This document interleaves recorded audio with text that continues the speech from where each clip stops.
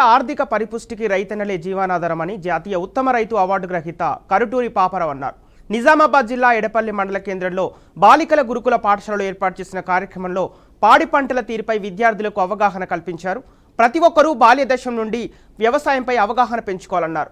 వ్యవసాయంలో సేంద్రియ పద్ధతుల ద్వారా వరి పంట పండిస్తే ఆరోగ్యానికి మంచి ఫలితాలుంటాయని కరుటూరి పాపారావు అన్నారు. సాంకేతిక పద్ధతుల ద్వారా సేంద్రియ వ్యవసాయం చేస్తే అధిక దిగుబడులు వస్తాయని అన్నారు. ఎరువులను అధికంగా వాడటంతో ఆహారంలో కల్తీ ఏర్పడే జబ్బులు వస్తాయన్నారు.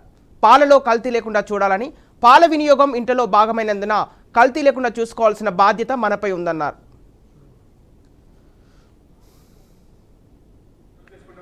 మన ప్రజలు ఆరోగ్యం పాడై మన హాస్పిటల్ పాలైతుంది. మన హాస్పిటల్ పాలైతే మన కుటుంబం దెబ్బతింటుంది, సమాజం దెబ్బతింటుంది, దేశం దెబ్బతింటుంది. కాబట్టి మనం మంచి ఆహారం తీసుకున్నాడు, మన ఆరోగ్యం బాగుంటుంది, మన కుటుంబం బాగుంటుంది. దానివల్ల ముందు మన దేశం కూడా అభివృద్ధి అవుతుంది. మన డబ్బులన్నీ హాస్పిటల్ పాలవుతుంది, మన సిగ్గెత్తున్నాం, మన పని మనం చేసుకునే పరిస్థితి వస్తుంది. కాబట్టి దీన్ని మనం ఏదైనా ఫేస్ చేయాలనే ఉద్దేశంతో మేము గత కొంతకాలంగా మేము కూడా 1990లో వ్యవసాయ రంగంలో రావడం జరిగింది. 2010 వరకు కూడా అంటే 20 సంవత్సరాలు రసాయన వ్యవసాయం చేస్తూ జరిగింది. మా తాతగారు వ్యవసాయం చేసేవారు, మా నాన్నగారు చేసేవారు, నేను కూడా వ్యవసాయం చేసుకుంటూ వచ్చాను, రసాయనిక వ్యవసాయం. కానీ నాకు సాటిస్ఫాక్షన్ లేదు.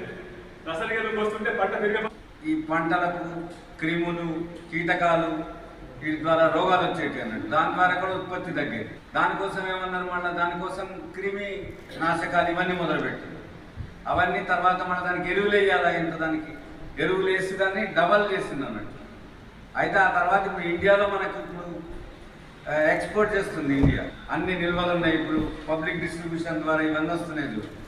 దీని ద్వారానే ఇది కావాలని చేయలేదు, కానీ అది చేసి తర్వాత ఏమైందంటే అంతకుముందు ఎరువులు దేంతో వాడేటోళ్ళు ఆవులు, గేదెలు, దీని ద్వారా అయ్యేది. ఇప్పుడు అది కాకుండా అది తగ్గించేస్తుంది అన్నట్టు. ఎందుకంటే